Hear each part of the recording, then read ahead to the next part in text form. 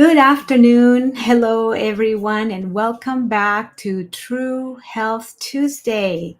My name is Maria Jose Hummel, and I am very glad and happy to be back with you for another True Health Tuesday.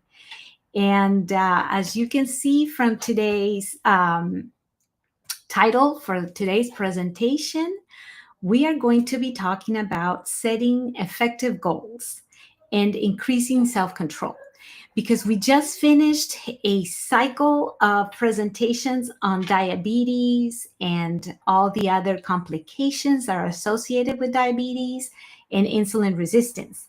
So, we talked about all these different things and complications and conditions and the different things that are related to lifestyle that we need to implement in our lives. So when when I used to do the seminar on diabetes, I used to incorporate this presentation as part of the seminar because we could have all the knowledge in our head about what to do. But sometimes we have all the knowledge in our head and we still have a hard time doing what we know how to do.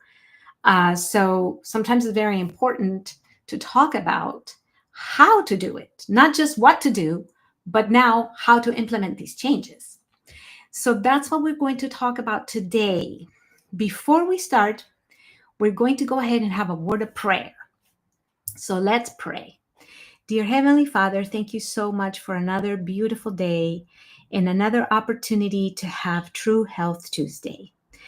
And we ask you to be present in today's presentation and the technology. We ask you to help us so that everything will go well with the technology. And we ask you to also bless everyone who will connect today. We ask that you send your Holy Spirit to not only be with me so that it is not my words but yours, but also to bless everyone who will hear this presentation, that you will impress their hearts as well, so that your spirit will help them to implement everything that will be said, and that they will also spread this word and share it with others. In Jesus' name we pray. Amen. All right.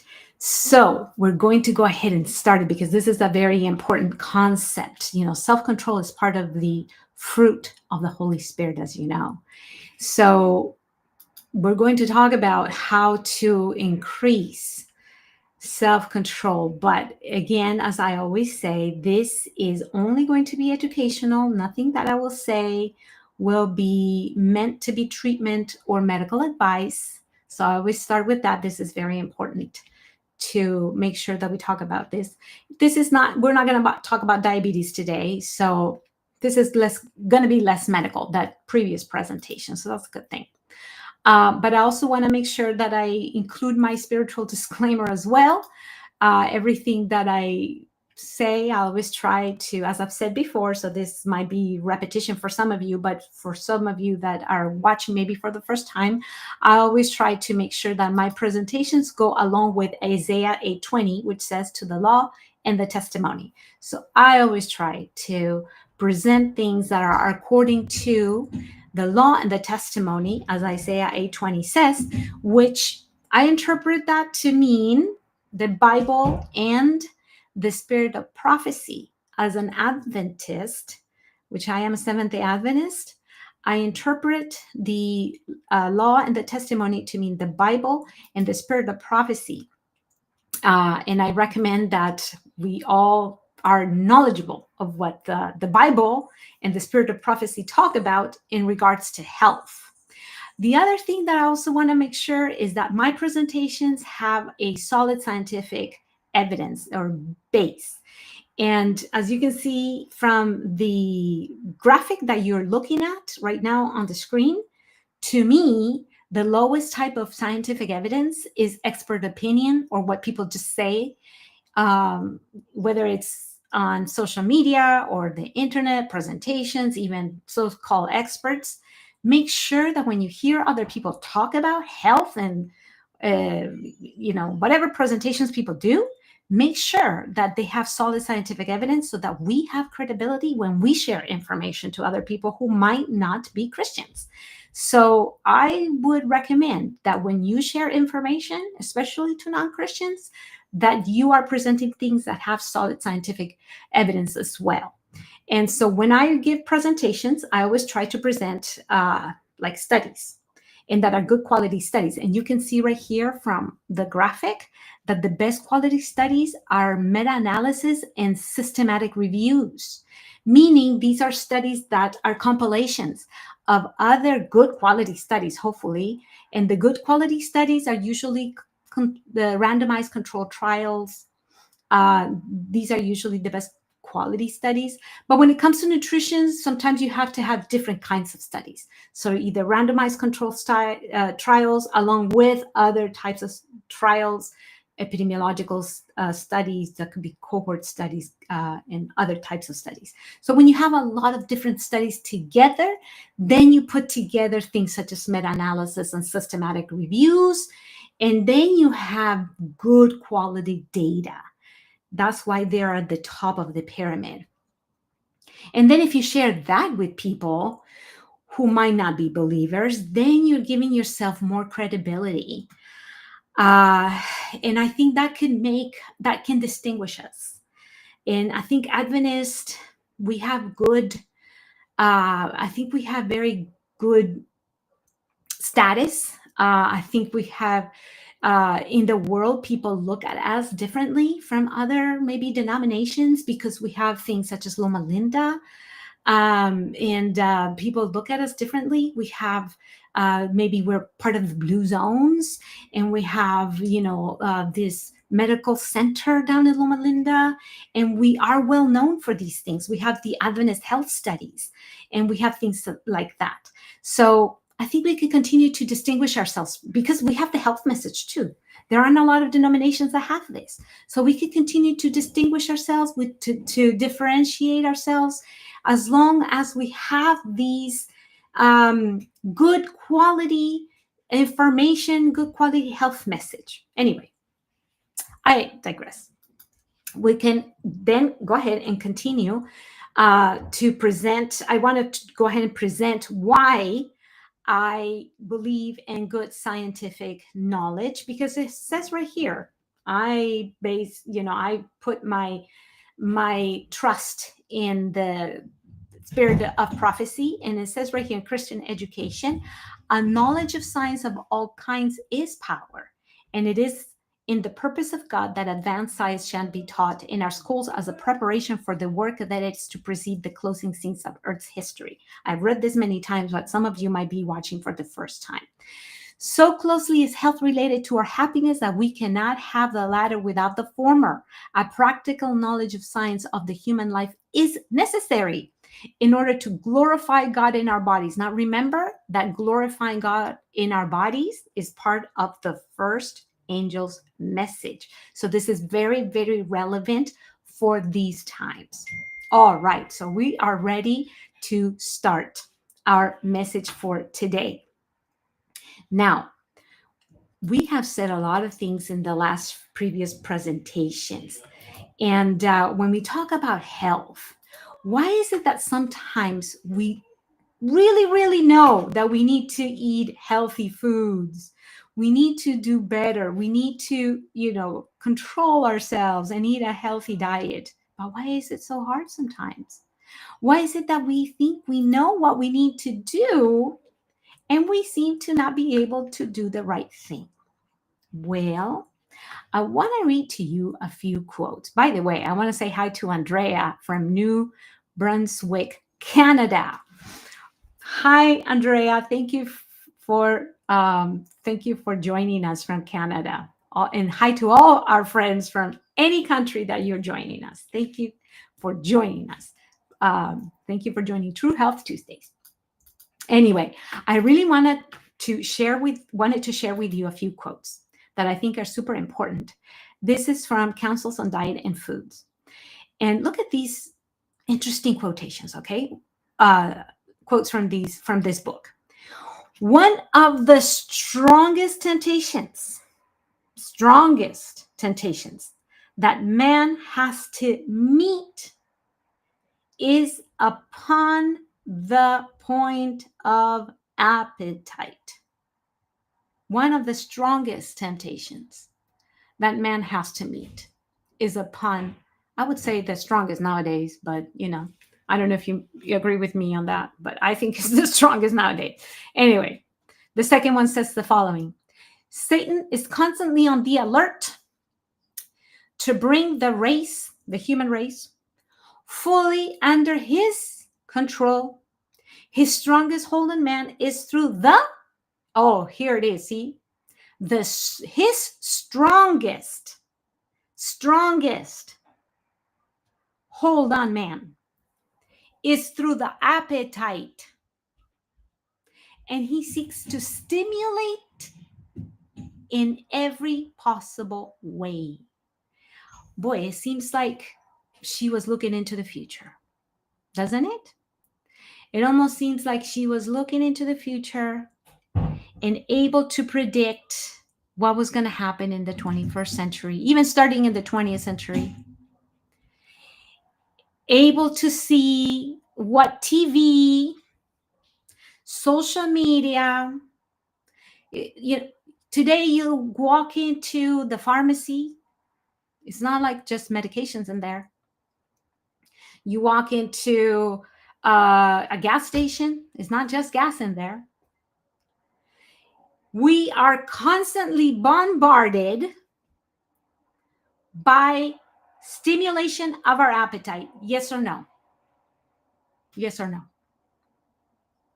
He is constantly trying to stimulate the appetite, trying to control us through the appetite. That is the strongest hold on man. Yes or no? Next one. The controlling power of appetite will prove the ruin of thousands when, if they had conquered on this point, they would have the moral power to gain the victory over every other temptation of Satan. If they had just been able to conquer on this one thing, that's how important this is. This one thing. This one thing. You can call it different names: willpower, self-control, determination. It is so difficult to have it. When I used to work at a community clinic as a nutritionist, as a clinical nutritionist, I would have children as young as 10. I think I've shared this with you many times, probably. Pediatrician, I used to work with adults, obviously, with chronic diseases, diabetes, high blood pressure, high cholesterol. These things are typical of adults. Type 2 diabetes. It used to be called adult onset diabetes. Now it's no longer called adult onset diabetes. Now it's called type 2, because now even children develop type 2. So it's now called just type 2. Now, no longer called adult onset diabetes.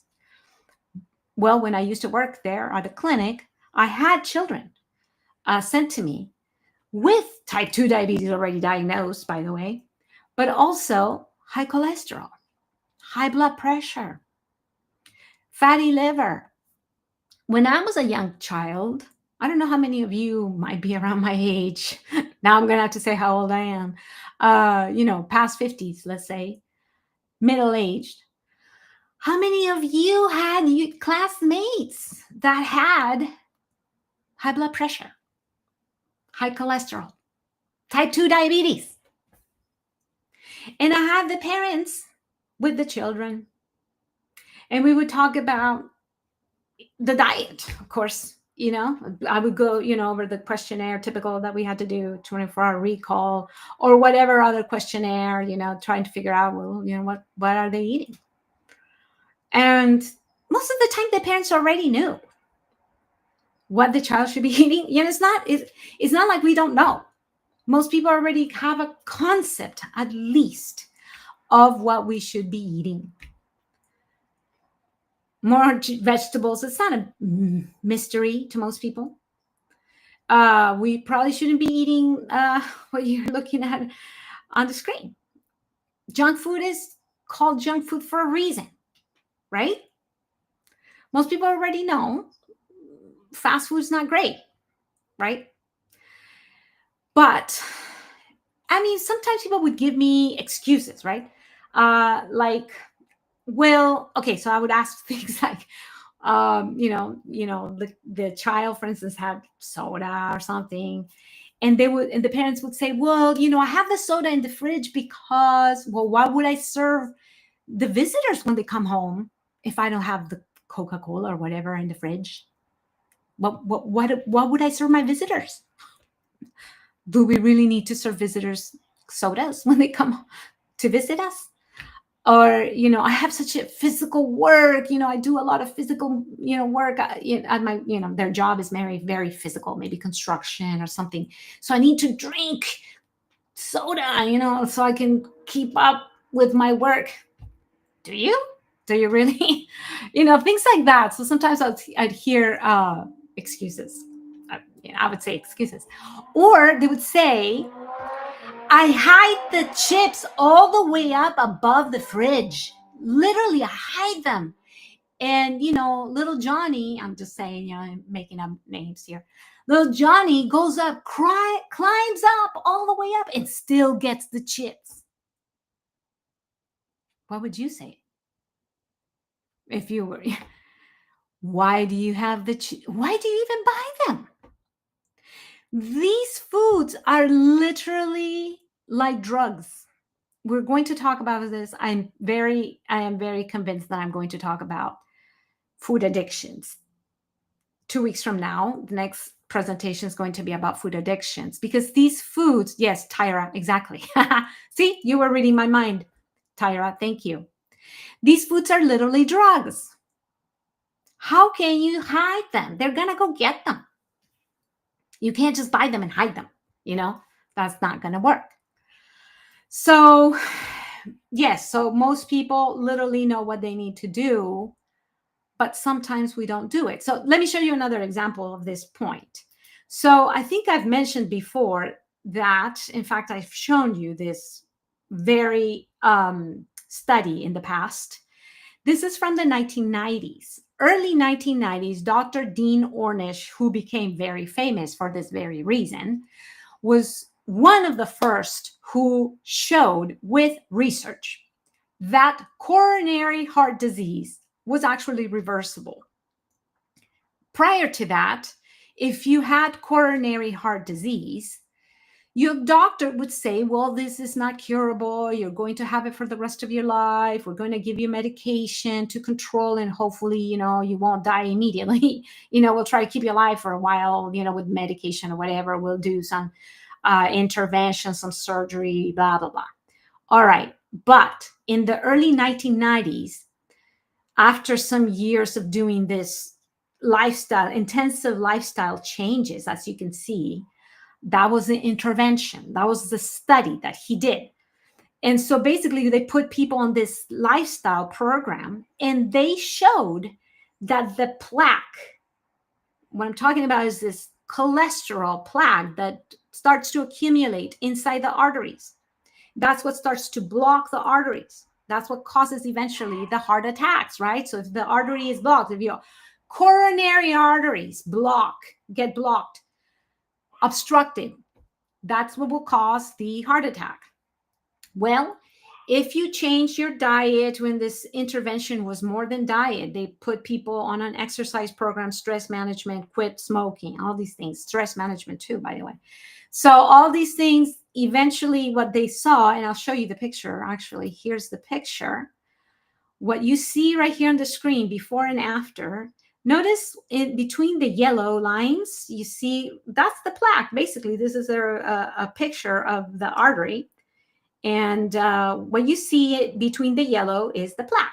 And before is thicker, And after, you see a reduction of the plaque.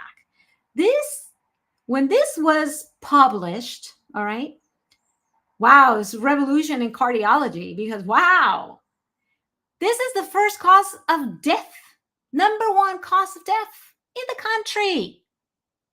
Now, back in the 90s, it wasn't the numbers we have today. Today is almost 700,000. I would say close to, if not already at 700,000, pretty darn close to 700,000 people a year, every single year, die of this one cause, heart disease.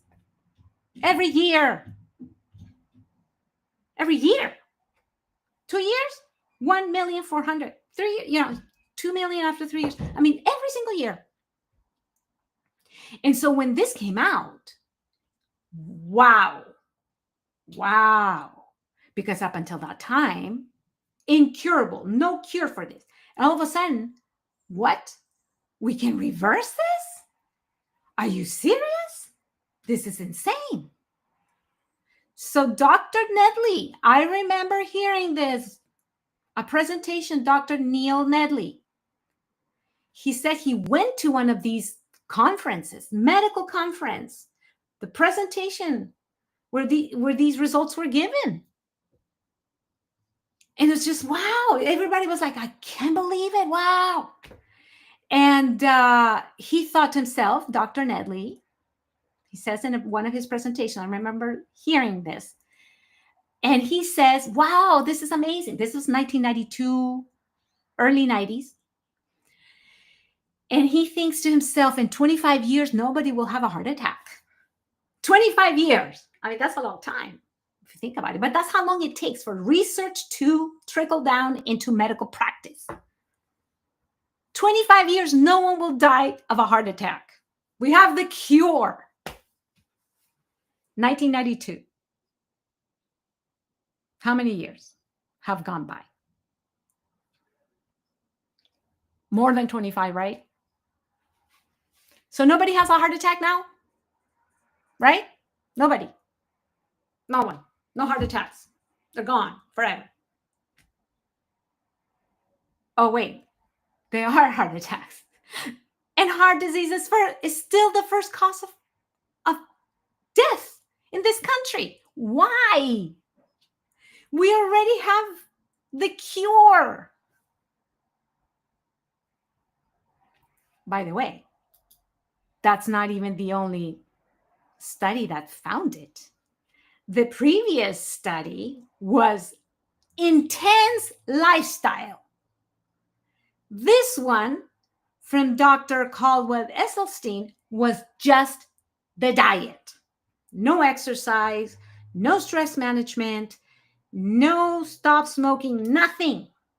The only thing they did was the diet.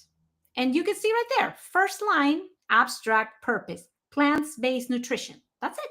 The only thing they did was put people on a plant-based diet. That's it. And this is what they found. Well, figure 1 shows perfusion, better blood flow through the heart. That's great. Figure 2, reversal of coronary artery disease. You can even read the caption of that figure, okay? Figure 2.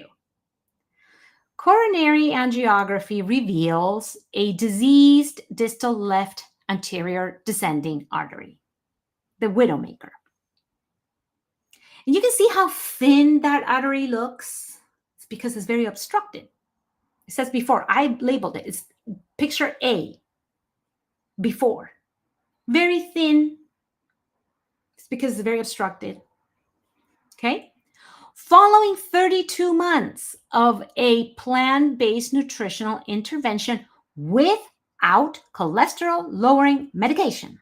By the way, no medication. What? Only the diet. Following 32 months of plant-based nutritional intervention without cholesterol-lowering medication,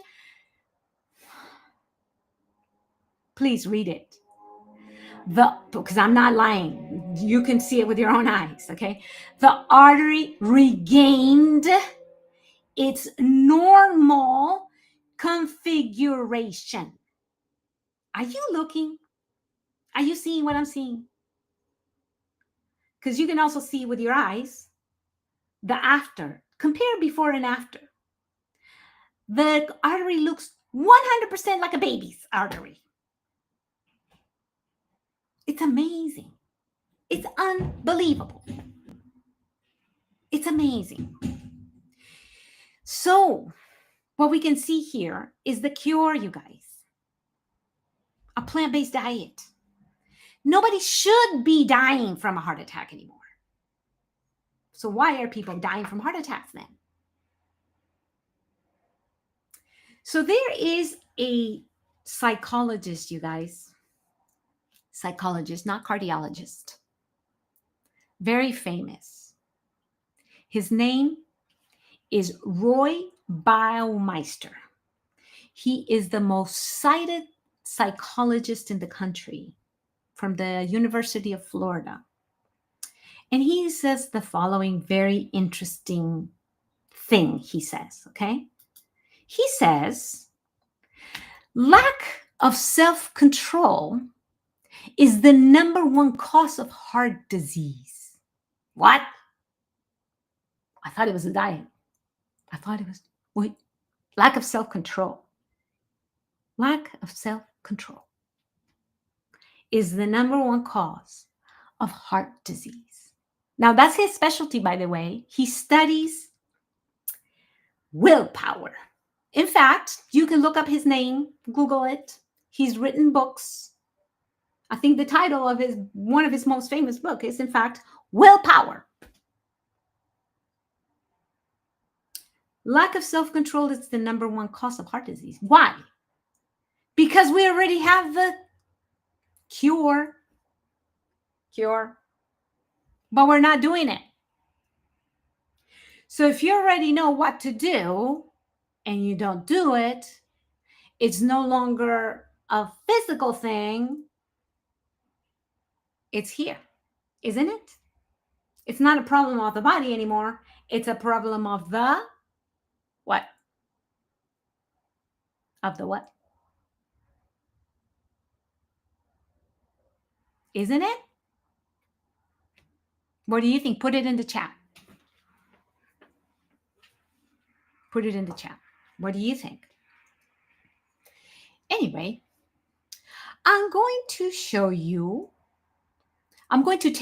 a story. I'm going to tell you a story. Here's another person. This gentleman is also a medical doctor. And as you can see from the picture, this picture is very, very old, right? Or looks old anyways, black and white. So this gentleman, his name was Dr. Everett Graham. That was his name. He lived back in the 30s, 40s, and he was a surgeon. He became very famous because he performed a surgery in a man who had lung cancer, but he had lung cancer in only one lung.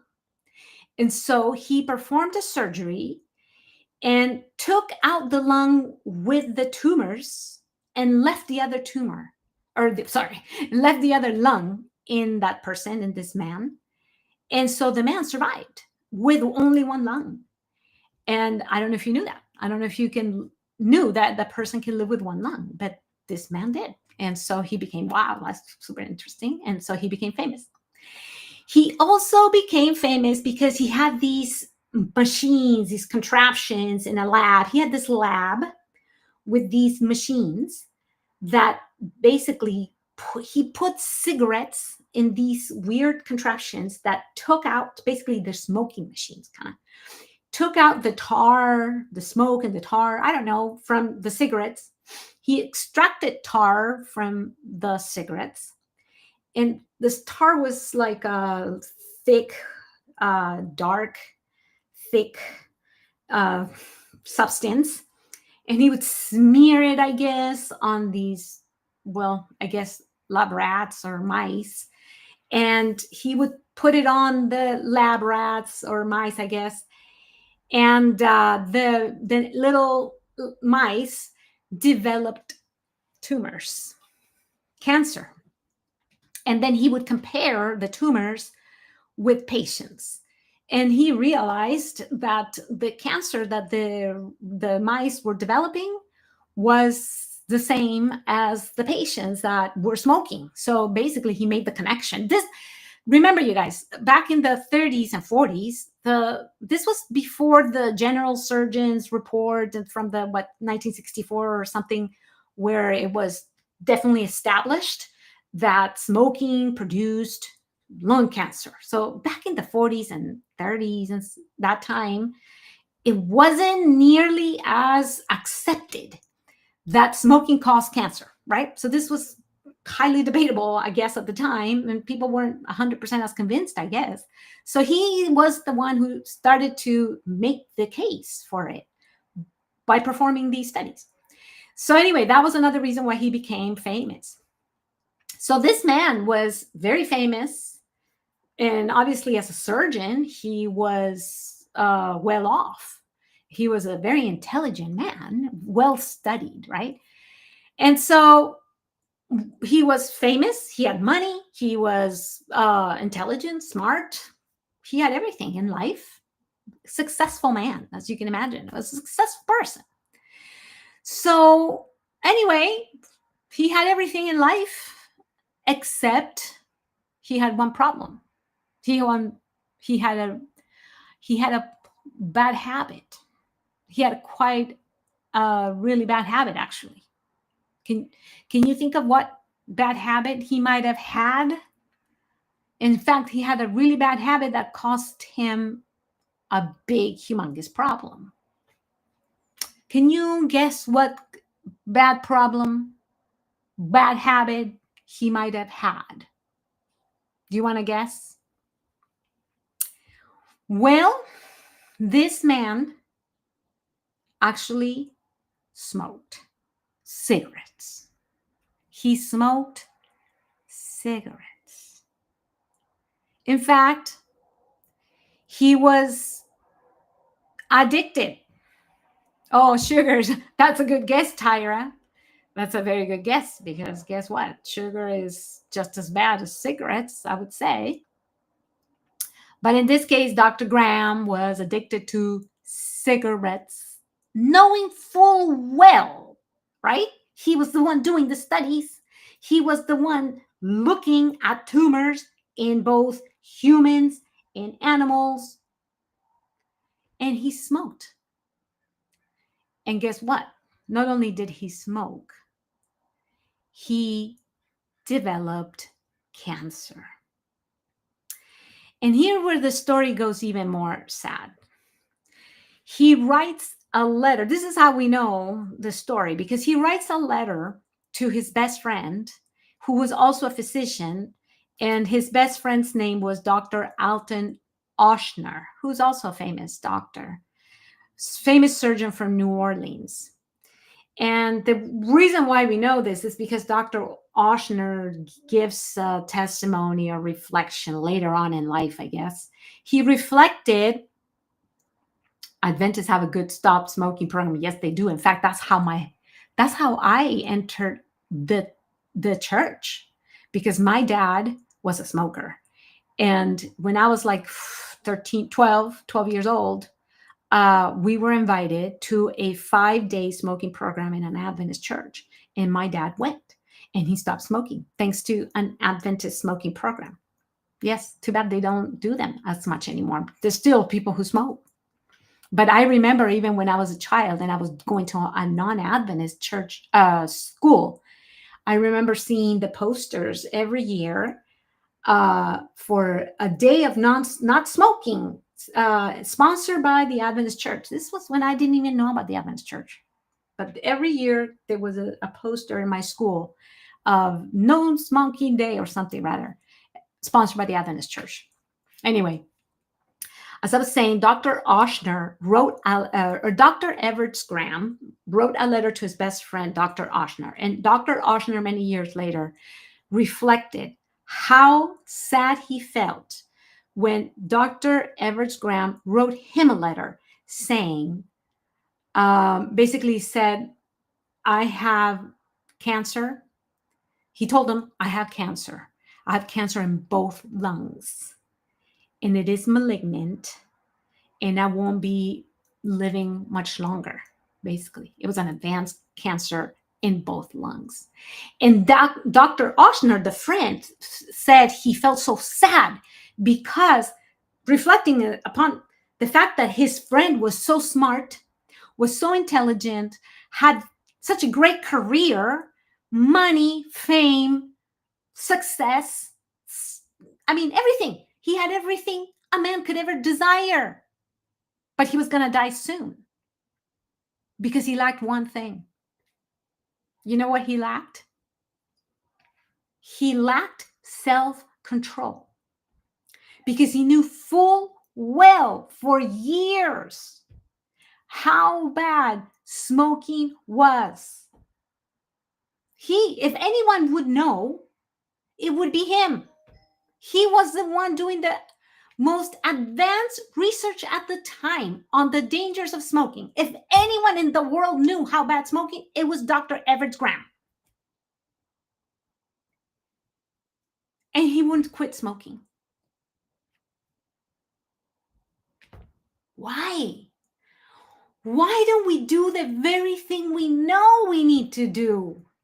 We still don't do it. Why? Well, guess what? Nearby where I live in California, West Coast, and not too far from here, about an hour and change, less than an hour and a half from where I live, there's a very famous university called Stanford. And back in the 1970s, they studied this. They called it delayed gratification. The ability to delay gratification is called self-control. And they studied this through a very famous experiment. I don't know if you've ever heard of this. It's called the marshmallow experiment. I don't know if you've ever heard of it. If you haven't, I invite you to look it up later because it's interesting. It's very, very interesting. It's a series of studies done with children back in the 70s. And the children were young, between ages of 4 and 6, more or less. As you can imagine, children at that age love marshmallows, as you can imagine, right?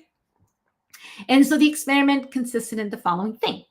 They would put a child about this age in a room with a table, chair, and a plate. And the plate at first had one marshmallow. And the researcher would say to the child, hey, here's a marshmallow on a plate. And, oh, I have to go somewhere. And I will be back in 15 minutes. But if you, look, there's a marshmallow here. If you don't eat the marshmallow, wait for me. Don't eat the marshmallow. If you don't eat the marshmallow, I'll bring you back and I'll give you 2. But if you eat the marshmallow, I won't give you anything else, okay? No more marshmallow if you eat the marshmallow. But if you wait and don't eat it, I'll give you 2. Can you wait the 15 minutes? That was the test. So these kids, 4 to 6 years old, what do you think they did?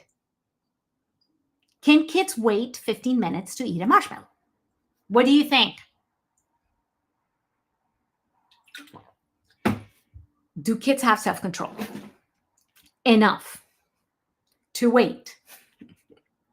What do you think? Well, some do, some don't, and some are in between. In fact, if you Google the marshmallow test, marshmallow experiment, Stanford University, and go to images, it's hilarious, you guys, because you'll see pictures of some of these Some do, right? Rosalind said some do. Yes, that's right. Some do, some don't, and some were in between because some of them were able to wait 5 minutes and they couldn't wait anymore. They would eat it. Some of them waited like 10 minutes, and they just couldn't wait anymore. And they would do the most hilarious things to distract themselves. In fact, okay, if you go to images, you'll find some pictures of what the kids had to do to distract themselves. Okay. And so some of them would, you see some of these pictures, right? Some of them would sing. I mean, they had like cameras, I guess, and they would watch them. They would sing, they would turn around. They would go like this to not face the marshmallow, to try to distract themselves. They would pick up the marshmallow and smell it and put it back down, right? They would just do all kinds of things. Look at how tortured this picture in the middle is. Do you see this poor kid? Oh, and the one right here next to me is smelling it. They would do all kinds of things to distract themselves to try not to eat the marshmallow. And so literally there was all kinds of responses. So from being able to wait all 15 minutes to some kids, the person walked out the room, they grabbed the marshmallow, they put it in their mouths immediately. So there was a spectrum of responses. And the interesting thing about this study is that they followed these kids for years through school, high school, college, into adult life.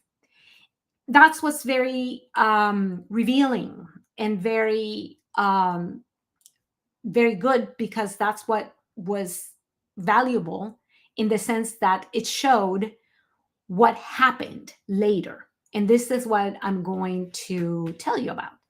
So what happened with kids? What happened with the kids that did have self-control, first of all? So that's what I'm going to talk about first. So the kids who did have self-control, so this and other experiments, by the way, have found the following with kids who do have self-control. Kids who had self-control, in other words, the ones who were able to wait all 15 minutes, were found to be happier and healthier, have more satisfying relationships that are long lasting. They were able to earn more money and go further in their careers. They were able to handle stress, conflict, and adversity. They lived longer.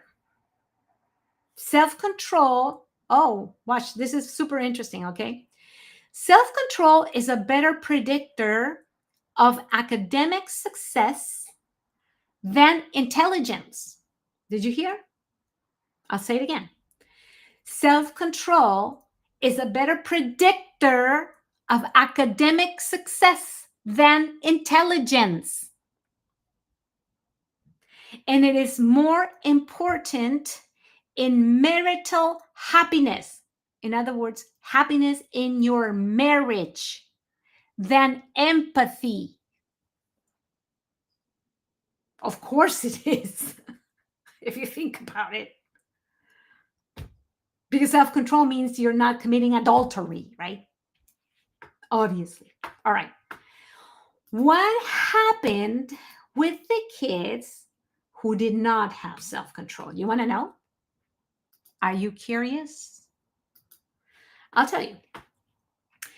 People the adults who as kids did not have self-control. So the kids who ate the marshmallow either immediately or didn't wait very long. This is what happened. People with less self-control had more economic, family, and social problems, as you might imagine, but they committed more acts of violence and crimes. They had more debts, more addictions, more psychological problems such as depression and anxiety. Other problems related to lack of self-control were the following: sexually transmitted diseases, more high blood pressure and strokes, more alcoholism. As I said, there were more violent crimes, and here are some of them: homicide, rape. They had more cancers as well. So they had more unwanted pregnancies. Here's the thing: they committed more adulteries. There were more divorces. There was more unemployment, more financial ruin, more family problems, and there was also more other types of addiction. I had mentioned alcoholism, but there were other types of addictions as well, such as behavioral addiction, such as addiction to technology, pornography, um, that kind of thing. So the bottom line is, do you think it is important to have self-control since childhood? Do you think it's good for children to learn to have self-control? I would say undoubtedly yes. Undoubtedly yes.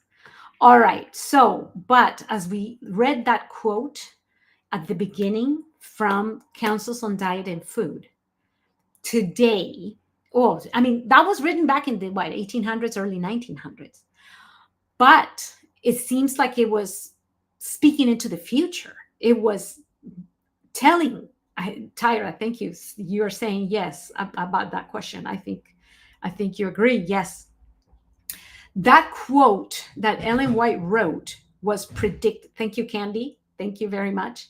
That quote from Ellen White was predicting, I think, today's environment, what Yale University, you guys, calls it. Yale University has come up with a term for today's environment when it comes to appetite and self-control regarding food. And I'm talking about just regarding food. Of course, there's other things that when she wrote about appetite, she wasn't just talking about food. She was talking about appetites of the flesh, as the Bible calls it, which involves a lot more than just food. But in regards to food, there is a Center for the Study of Obesity or whatever at Yale, and they have come up with a term, and they call it the obesogenic environment, because especially in developed countries, we are surrounded and bombarded with these obesogenic foods, which I wouldn't even call them foods, because they're not foods, really. They are food-like products. And the reason why I don't call them food is because if you look at the list of ingredients, some of them we don't know what they are. If you read ingredients and you don't know what they are they really foods? If they're just chemicals and additives, are they really foods? Can we call them foods? I don't know. I don't think they meet the definition of food. Okay, but here's the more worrying aspects of it, okay? I'm going to show you something that I think is really worrying, and this is going to be the theme of the next presentation, but I'm just going to give you an advance of it. Look at this news story. Study. This is just the headline. Study. Sugar hidden. That's the operative word here. Sugar hidden. Hidden, you guys. Hidden. Because look at the picture. These aren't candies. This isn't cake. Look at the picture. Right? Sugar hidden in what? What kind of food? What kind of food? Junk. What's the other word for junk again? Trash. Sugar hidden in junk food is how many times? Are you seeing what I'm seeing? 8 times more. What? Are you seeing what I'm seeing? More what, you guys? Addictive. Do you see why Ellen White was warning us 100 years ago? Junk, candy, thank you. Do you see why Ellen White was warning about appetite You see why Satan has a strong hold on us through appetite? This is the plan. Satan knows what he's doing. He's so smart. He has the whole world under his control. And this is one of his most powerful tools to keep us under his control. Yes, it is mind blowing, Rosalind. Yes, it is mind blowing. This is literal drug, and it is so socially acceptable because who's going to go to Thanksgiving meal and say, hey, aren't you going to have another, I don't know what they call it. Aren't you going to have some more cocaine? Come on, have some more. Birthday party. Come on, aren't you going to have some more heroin? Come on, have some more heroin. Nobody's going to be saying that. You go to church, nobody's going to have a whole table of cocaine, heroin, and meth.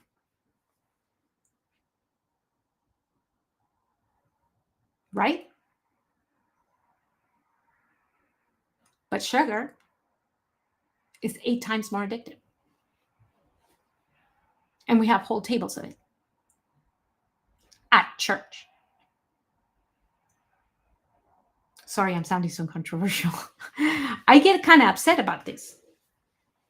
I'm sorry if I sound so judgmental. I'm so sorry. But I am addicted to it.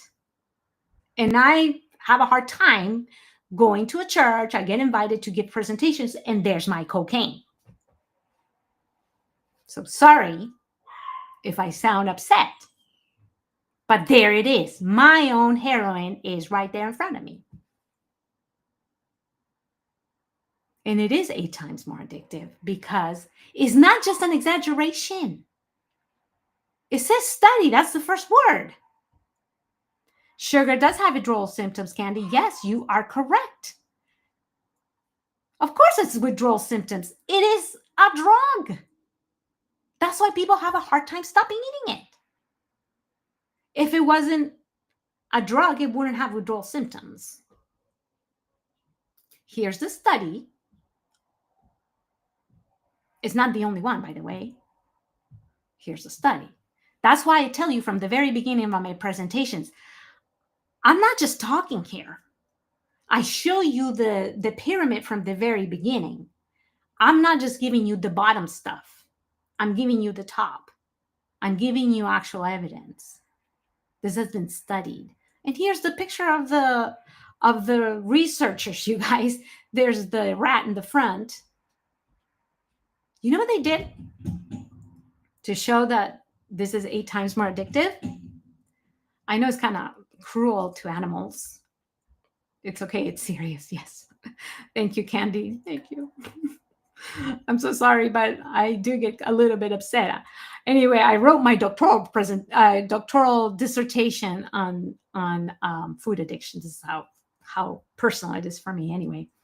But this is what these people did. Okay, they took the rats and they made them addicted to cocaine. To what? To cocaine. They were addicted. And then they put them probably in a cage or something. And once they were already addicted to cocaine, then they were already trained to get the cocaine. They probably had some levers. You know how they trained them to get the cocaine. Then they put them exposed to both the cocaine and the sugar. And they went, once they had learned that the other lever had the sugar, well, they went for the sugar 8 more times. You know, I found an actual cartoon of this. Incredibly, people. There's the cartoon. Can you believe it? Somebody made a cartoon of this. Give me some of what? That white magic. Sugar is a white powder, and so is refined flour. Just like cocaine is a white powder, you guys. White powder. Wow. If you think about it, that's kind of interesting. They couldn't stop. That's right. So that's how they figured out that sugar is 8 times more addictive. There's another point, you guys. The junk food that is out there that is particularly difficult to resist is usually a combination of fat and sugar. Fat and sugar, desserts, for instance. And if you think about it, there's nothing in nature that has sugar and fat combined. Because if you think about this, in nature, you do find things that have fat or that have sugar. But in processed foods, they put them together. In nature, we have fat, like avocados, seeds, separate from the sugar. We have sugar. By the way, these foods also have fiber, phytonutrients, minerals, chemicals. They're valuable, they're nutritious for us, but they don't have the sugar and the fat combined.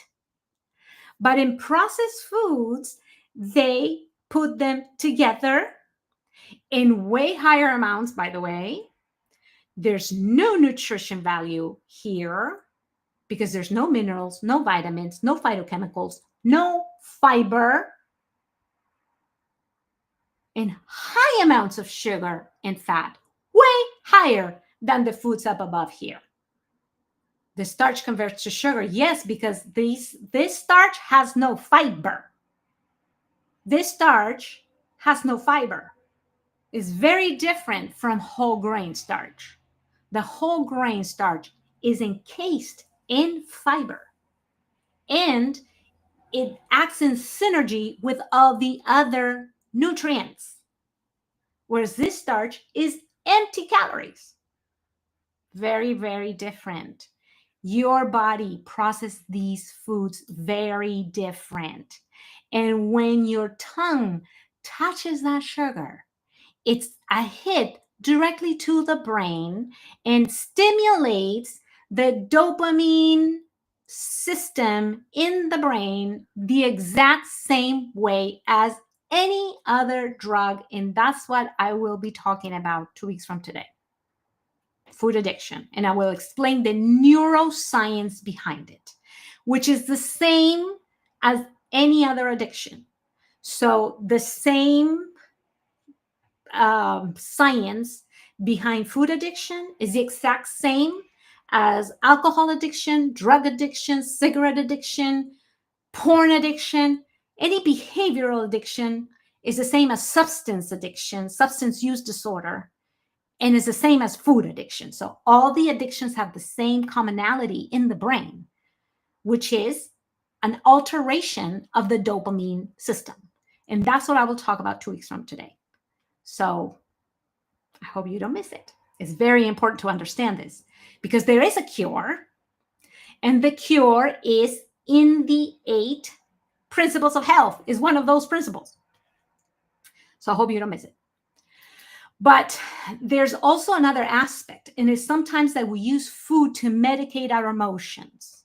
And this is where eating disorders are born, because we use food to medicate ourselves when we have depression, anxiety, and we don't have control of our emotions, lack of self-control. We eat for emotional reasons, and we repeat these behaviors over and over and over again. This is very, very, very dangerous, especially in adolescence, as you probably know. It can lead to serious eating disorders. This is, this last week, this is not very common. I don't know what's happening. But this last week, I got 2 mothers who called me for the exact same reason. This doesn't happen to me very often, but 2 mothers called me for the exact same reason. 2 young girls, similar age, that are having these issues. And I think it has to do with social media and peer pressure at school. But it's getting really bad. It's getting really, really bad. I don't know. I don't know. But this is a problem. And what I think is one of the solutions is that parents need to provide a safe environment with healthy foods from birth, if possible, but from very, very young, and to provide that healthy environment so that young kids are not scared of their weight. If kids are scared of their weight, they're going to restrict. And the reason why they're restricting is because they're scared of gaining weight, and they're gaining weight because they're eating junk food. Yeah. So anyway, how do we do this? Well, anyway, today what I really want to finish off is by giving you the 9 keys. What I've learned are some of the best ways to achieving your goals. How do you, okay, first of all, you have to set goals for your health. So we talked about diabetes, blood pressure, cholesterol. Do you have any of these that are too high? So I do 10-day programs, as I mentioned in my work. So we measure total cholesterol, LDL cholesterol. Some doctors measure something called ApoB, which is another way to measure bad cholesterol. You can measure triglycerides. Sometimes people have those high as well. Your glucose or your A1C. That's a way to measure how much sugar is in your blood. Blood pressure.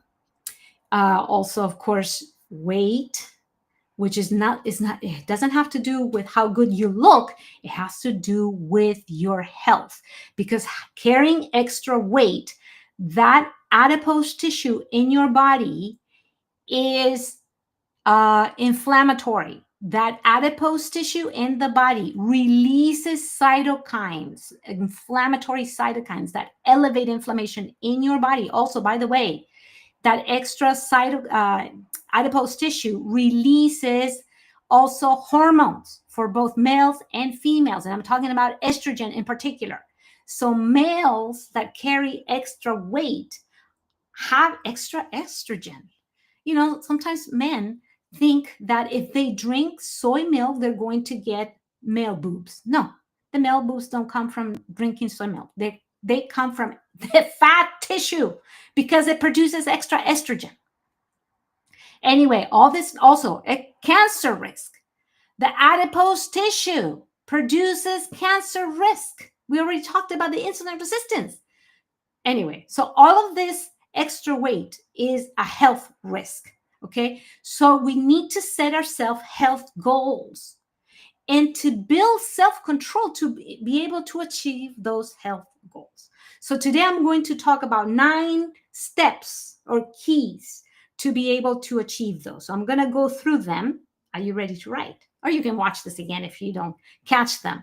But I think these, throughout the years, and also studying, you know, some of the health behavior, these are ways you can achieve that. Okay. So number 1 of the first ways to do it, first of all, is to find your why. This is very important. You have to find your inner motivation.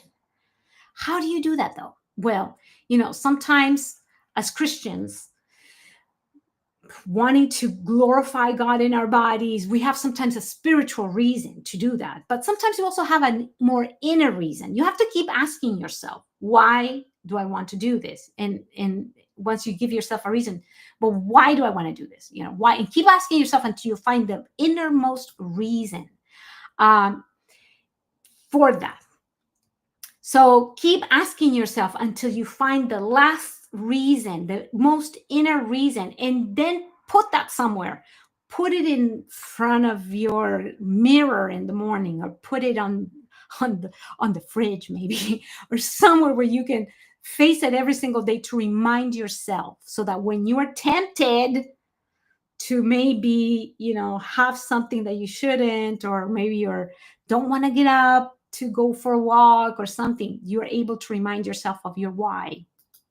But another way that helps sometimes is to make a list of the pros and cons. So that way you can that maybe use your thinking process to motivate yourself.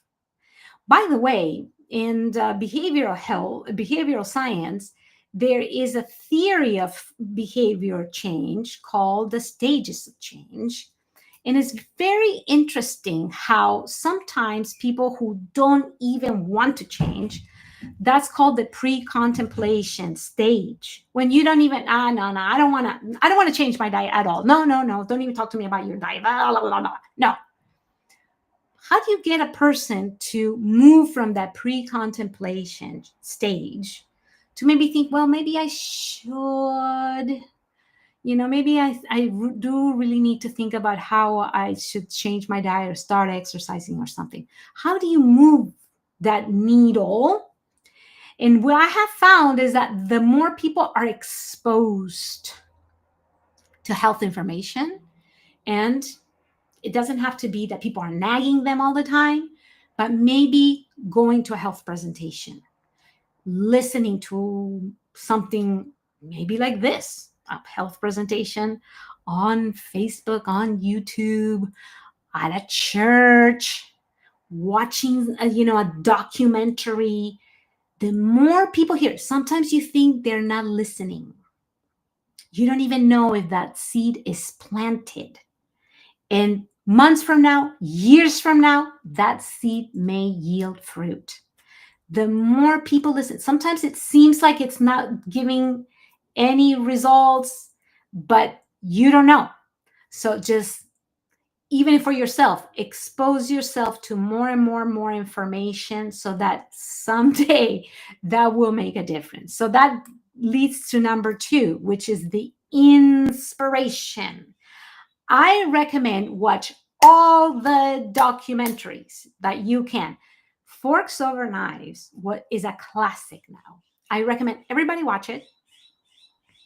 It was produced in 2011, I think. And it's a classic. It's now a classic because it's one of the first ones that really started off this movement in plant-based nutrition. And if you watch it, it might change your life. So warning, it might change your life. It's a great movie. I think documentaries are one of those things that can really change a person's life. So I recommend watching them. Honestly, I do. So if you have someone in your life that you're worried about their health or something, maybe offer to sit down with them. Hey, let's watch this on a Saturday night or something. Just offer to watch one of these. So these are the ones that I really, really recommend. There's more. I just have a couple here that I put on in this presentation that I think are really, really good. But there's actually a few more that are out there that are just as good. But this is a classic, Forks Over Knives. There's another one called What the Health, and it's excellent. It's really inspirational. And the most inspirational part of these documentaries, obviously, is the testimonials. So you see people's lives being transformed and their health being just like, wow, amazing testimonials. And the one that inspired my work, so our job, we do a 10-day intervention, if you will, like a 10-day challenge, and people change their biometrics in only 10 days. And now, like I told you, I've seen people's LDL drop 10, 20, 30, 40% or more. Same with glucose, same with total cholesterol, blood pressure. I mean, amazing results. Well, this was all born from a documentary, actually, which was this is the documentary that this is it, Plant Pure Nation. And in this documentary, you see exactly that. They go to South Carolina, I think, or North Carolina. I don't remember. I think it's South Carolina. And it was produced by the son of Dr. T. Colin Campbell. If you've ever read the China Study, that's the author. T. Colin Campbell is the author of the China Study. Pretty famous man. His son, Nelson Campbell, produced this documentary. And Nelson Campbell started, after this documentary that was pretty successful, he started this network of groups around the country that do 10-day programs. And the 10-day programs are called Community RX. Our program is called Community RX. We're in the middle of a program right now called Community RX, and they're 10-day programs. And so in this movie, you basically see that how that works. So they had more money than we do, so they actually take the biometrics at the beginning. They take their their cholesterol, glucose, and triglycerides, all this stuff, and then they give them the food throughout the 10 days. They actually give them the food. The people pick up the food every day. And at the end of the 10 days, they do the biometric testing again. And you see their faces like, what? I've never seen my triglycerides this low in my whole life. Ah. So it's really inspirational. What can happen in only 10 days? By the way, that's in the Bible. So as you know, read chapter 1 of Daniel if you want to see in the Bible. Anyway, recommend it. Highly recommend it. At least these 3. So where do you find inspiration? Documentaries, films, classes. Go to cooking classes, programs like this one or other ones at church, presentations at church, at YouTube or whatever, things like this. So this is where you find this kind of inspiration. Seek it, search for it. Okay, number 3 is determination. Anything is possible if you have the intelligence and the willpower to make it happen, but you need God's help, obviously, for that.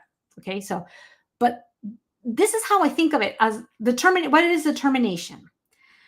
When a bride is going, and I've heard this story over and over again, so I know this happens in Israel. When a bride wants to fit into a certain size of dress by her wedding date, and let's say there's 6 months to that wedding date, and she needs to lose a certain amount of pounds, you can put all the donuts in the world in front of that bride, all the cake, all the pizza, and all the stuff in the world. But if she is determined to fit into that dress, it doesn't matter. She will do it. You see? That's determination. When you have something in your mind that you want to do, you will do it. And you know what? The Bible talks about that. Let us not become weary in doing good. For at the proper time, we will reap the harvest if we do not give up. Galatians 6:9. You can have this. Put it in your fridge. I'm just saying fridge. If that's, your goal has to do with your fridge, maybe. Okay. Next thing is to set those goals. Okay. Goals are very important. Do you need to lower your glucose? Okay. That's a goal. Write it down. Do you know that the difference between the people who achieve their goals and those who do not is that the people who achieve their goals write them down? Do you know that CEOs that make millions of dollars a year have coaches and pay those coaches hundreds of thousands of dollars a year, and those coaches tell them you have to write down your goals? They literally pay these people hundreds of thousands of dollars a year to tell them this one thing. Write down your goals. And these goals have to be SMART goals. You know what SMART stands for, right? You know this concept of SMART goals? SMART goals have to follow these rules. They have to be specific, meaning I want to lose weight. Okay. Or no, wait.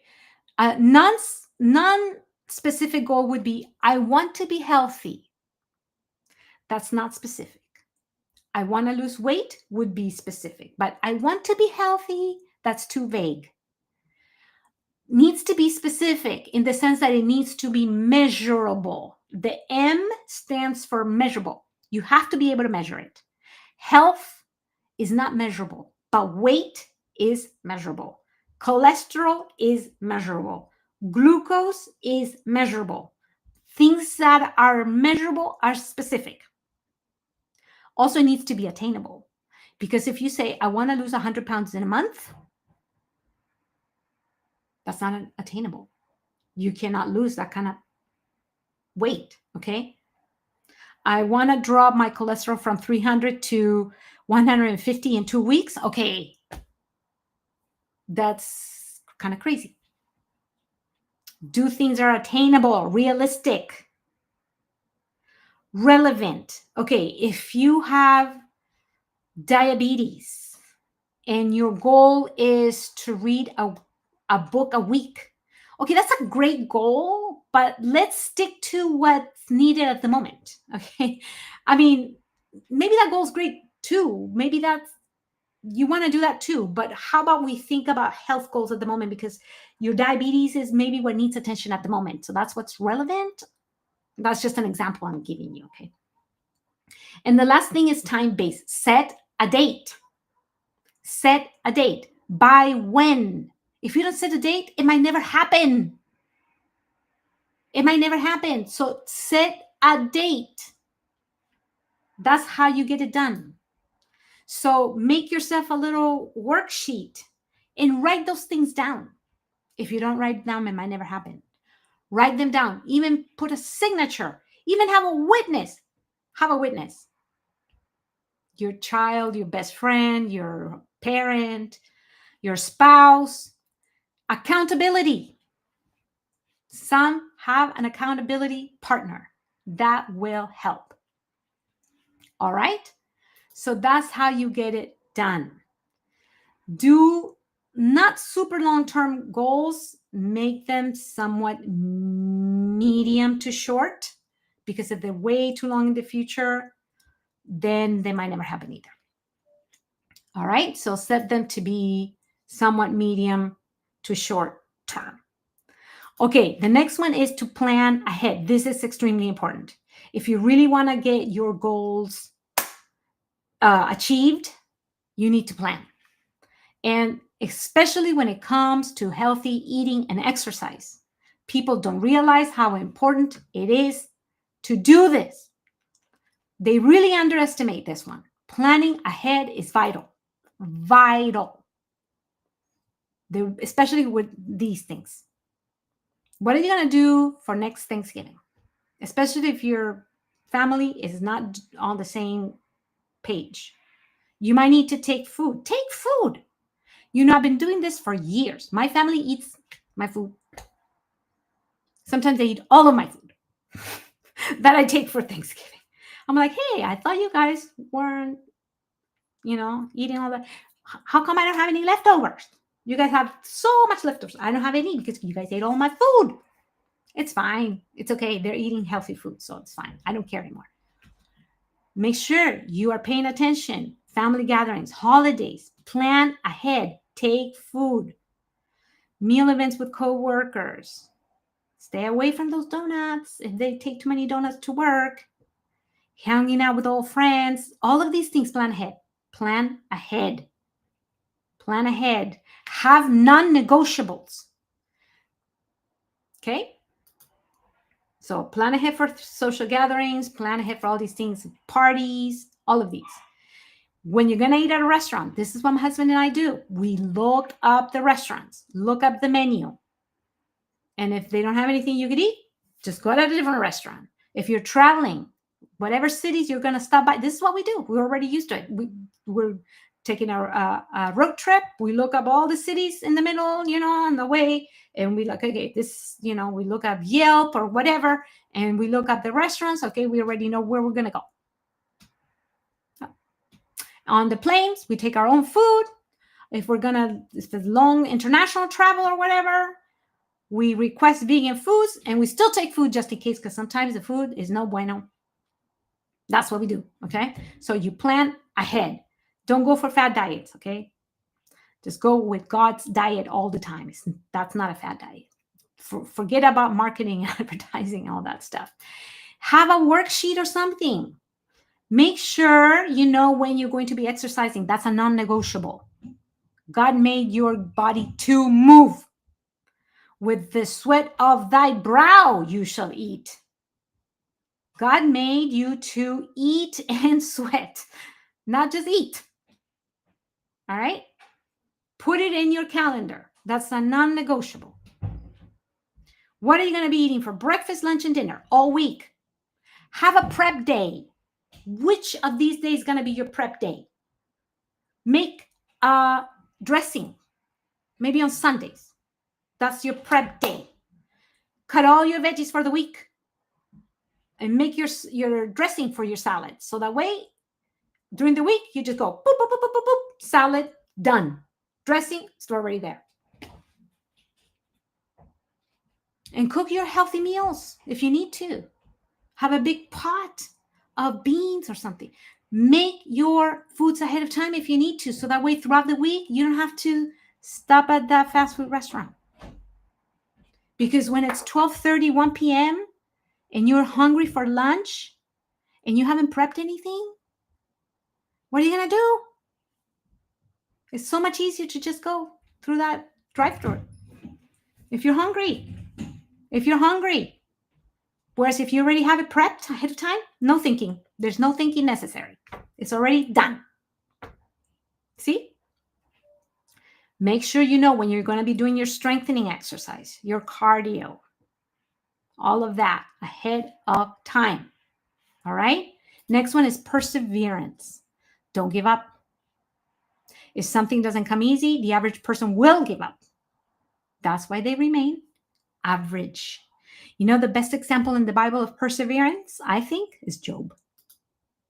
Best example. He left us this. The righteous shall hold on his way. Hold on. Don't give up. Now, some of the things that help us to persevere, I think, is to join a group, to have some social support. It's very motivating. It helps you to feel, part of something. It helps when you feel isolated.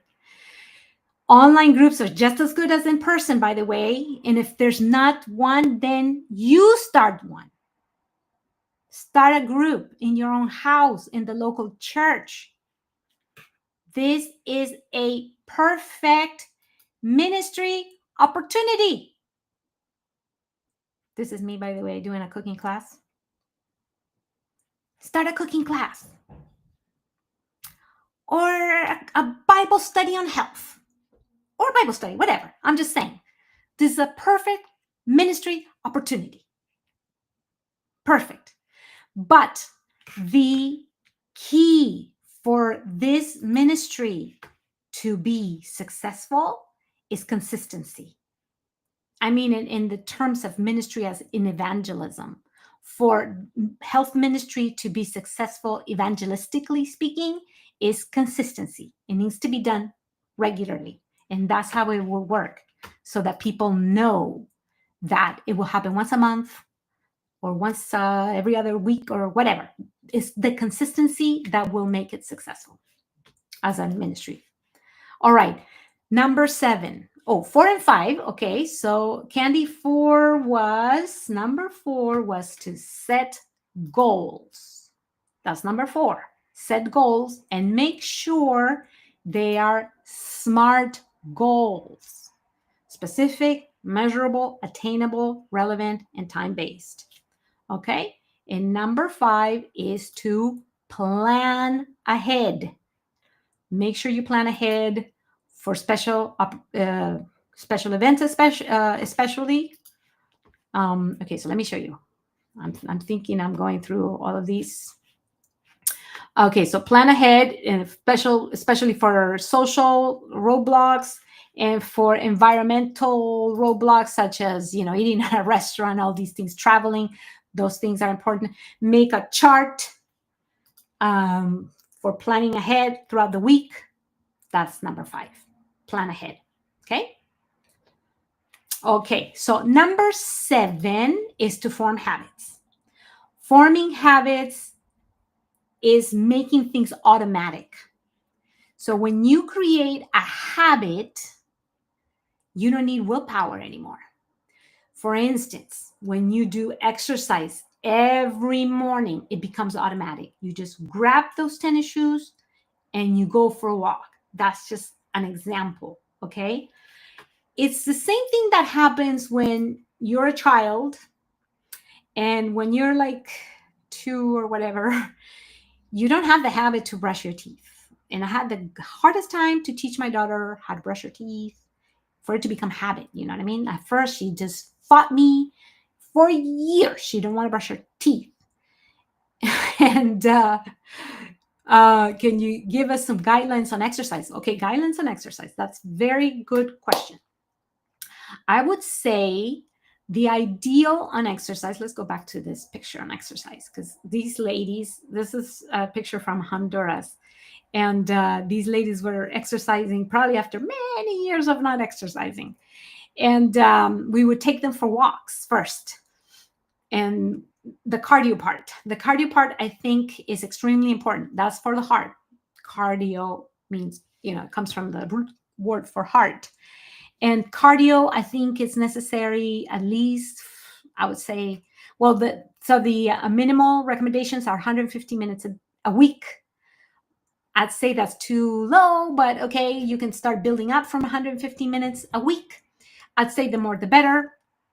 That's why, I always cite that Bible verse that says, with the sweat of thy brow, you shall eat. So that means that when we eat, we should sweat too, the same day, hopefully. But I think walking every day is a really good practice.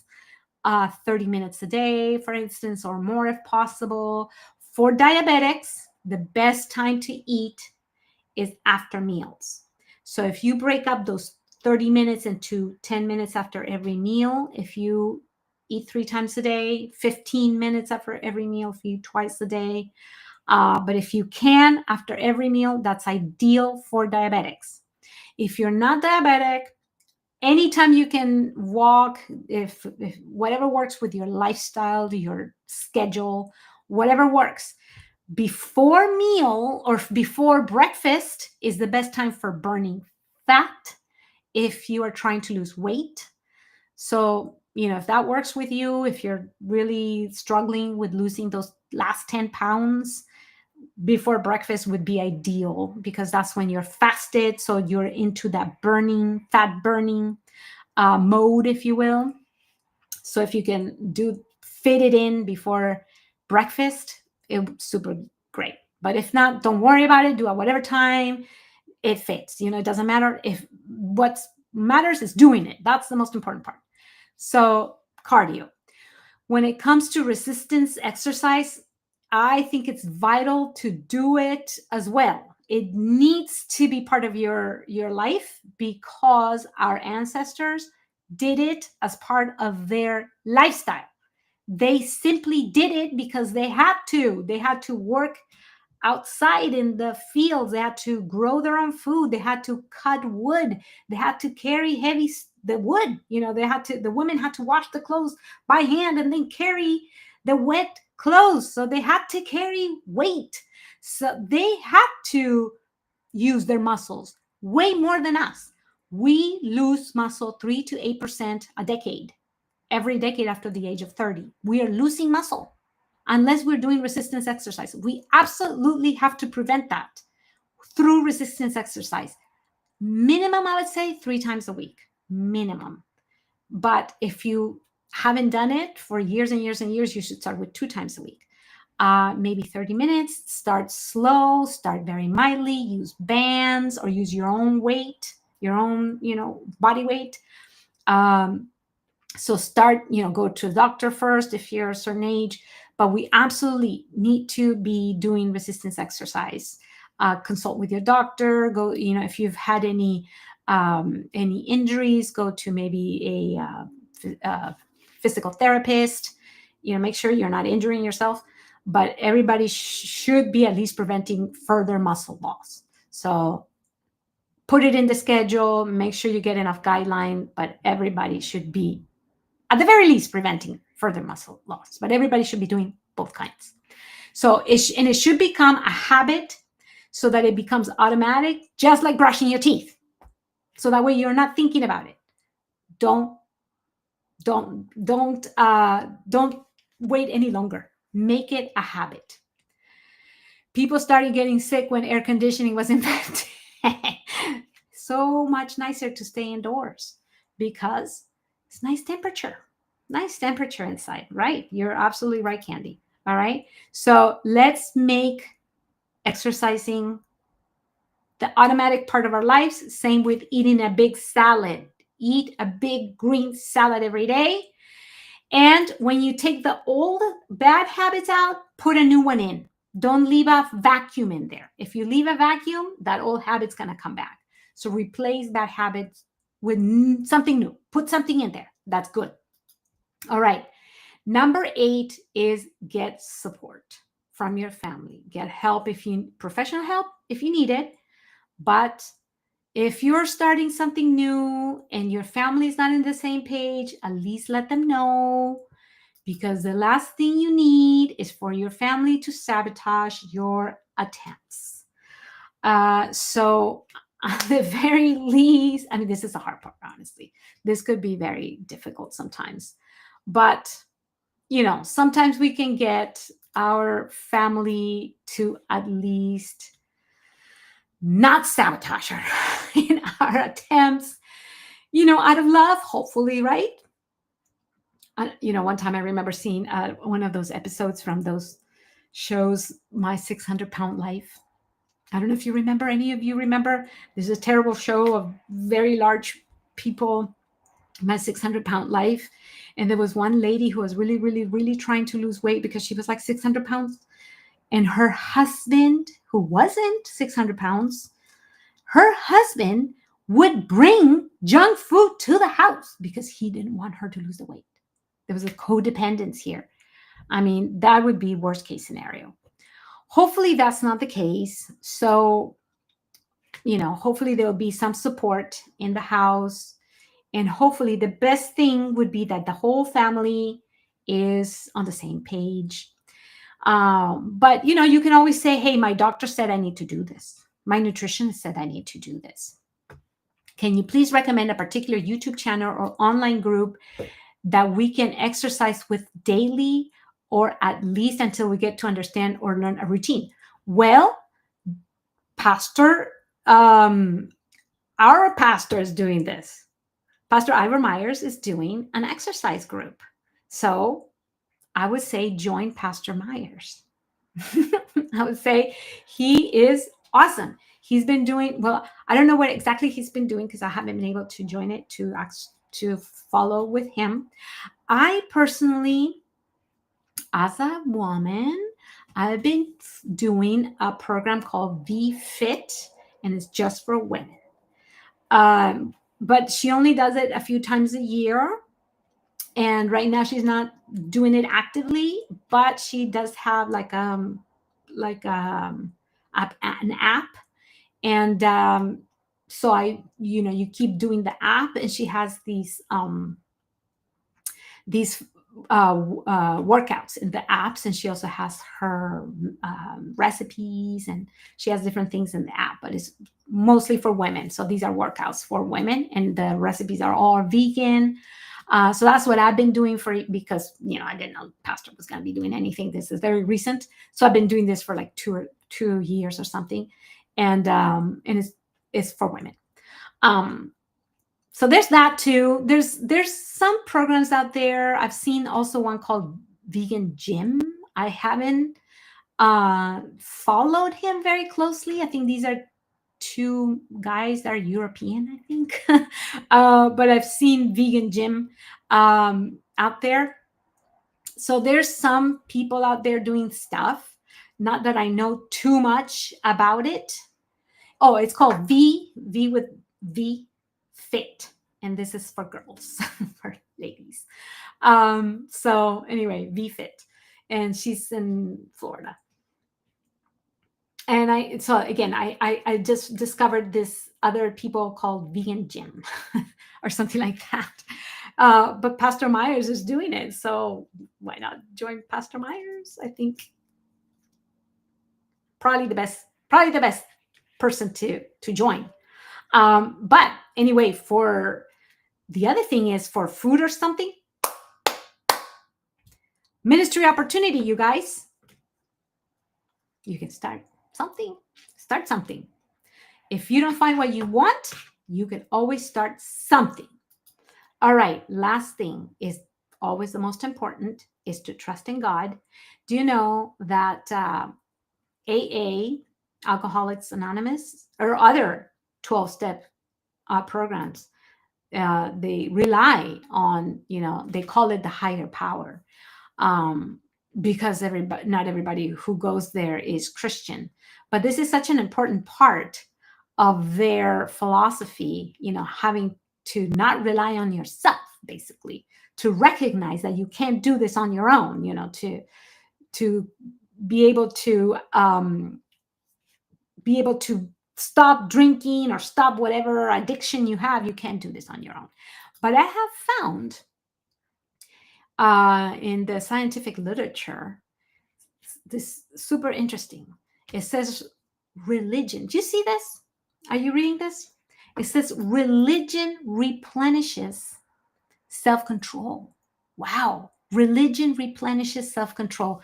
In this study, they found that participants who were given a sentence containing 5 words to unscramble, and some contained religious themes and others did not. And after unscrambling the sentences, the participants were asked to complete a number of tasks that required self-control. Basically, that's what they did. So some of them enduring discomfort, delayed gratification, exerting patience, and refraining from impulsive responses.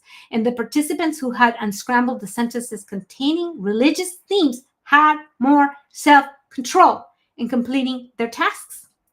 And the authors said, our most interesting finding was that religious concepts were able to refuel self-control after it had been depleted by another unrelated task.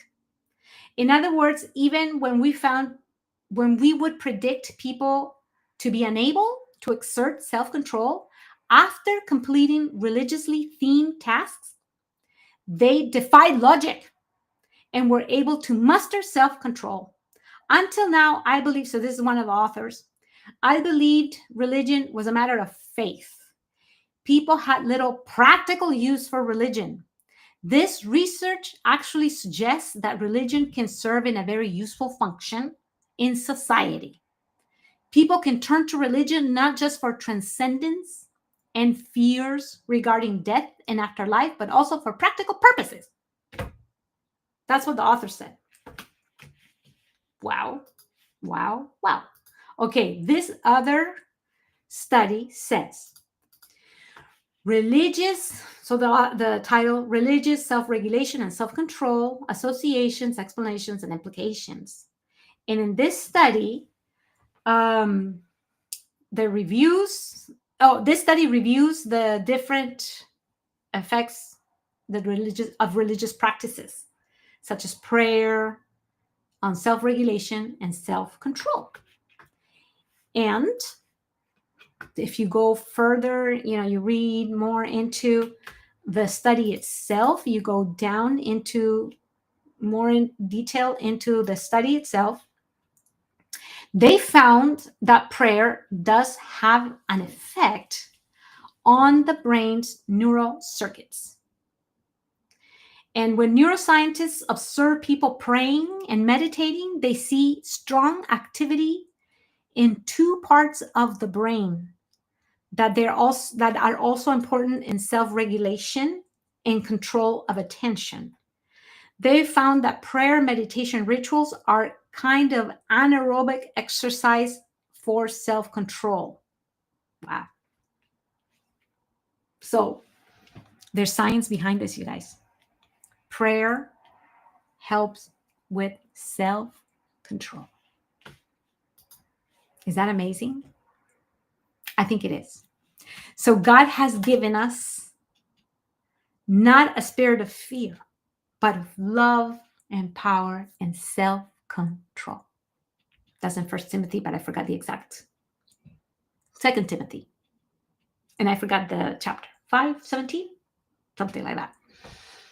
But anyway, I wanted to give you the 9 ways to, I hope this was helpful. I want to give you my website again, healthfortoday.net, because in this website, as I've told you many times, you can do the 10-day program. If you really want to improve your health, you can do 10 days to better health, at least your diet, you can find in this website. The 10-day challenge, this is, by the way, my website in Spanish because it's also in Spanish, saludparahoy.com. Okay? So healthfortoday.net and saludparahoy.com. And you can improve your health in 10 days. I already went through the whole 4-part series on diabetes and how it is related to insulin resistance, which is the root cause for both diabetes, but also all the complications that come with the insulin resistance. Okay, so you want me to put I don't know if I can put it in the chat. I don't know if maybe how do I put it in the other chat? I don't know how to do it. I need it. Póngale aquí, por favor. I don't know how to put it in that chat, you guys. It's healthfortoday.net or saludparahoy.com. And I don't know how to, in Facebook, you mean? Oh, I can do it. I can put it in Facebook. I'll put it on Facebook when this broadcast is over. Don't worry, Miranda, yo lo voy a poner, okay? Don't worry about it. I will put it in Facebook. And it's saludparahoy.com. No problem, Miranda. Don't worry about it.